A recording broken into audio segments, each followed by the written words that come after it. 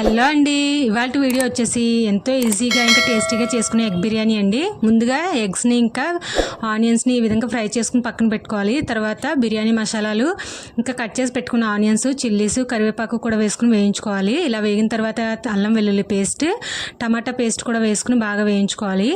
తర్వాత ఇందులోనికి పెరుగు కూడా వేసుకుని ఆయిల్ పైకి వచ్చేంత వరకు వేయించుకోవాలి. కొంచెం ఉప్పు, పసుపు, కారం వేసుకున్నాక ఇప్పుడు నానబెట్టి పెట్టుకున్న రైస్ని కూడా వేసేసుకుంటే మనకి మసాలాలన్నీ కూడా ఉప్పు, కారం అన్నీ కూడా బాగా పడతాయి. ఇలా వేసుకున్న తర్వాత రైస్ వాటర్ని కూడా వేసేసుకుంటే ఇక్కడ మనకి ఆయిల్ పైకి వచ్చేంత వరకు ఒక 10 మినిట్స్ వదిలేస్తే ఆయిల్ అయితే పైకి సపరేట్ అవుతుంది.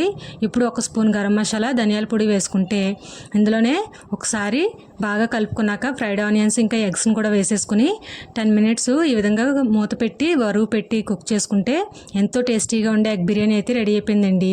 ఫుల్ వీడియో చూడాలి అనుకుంటే టైటిల్ మీద క్లిక్ చేసి ఫుల్ వీడియో చూసేయండి.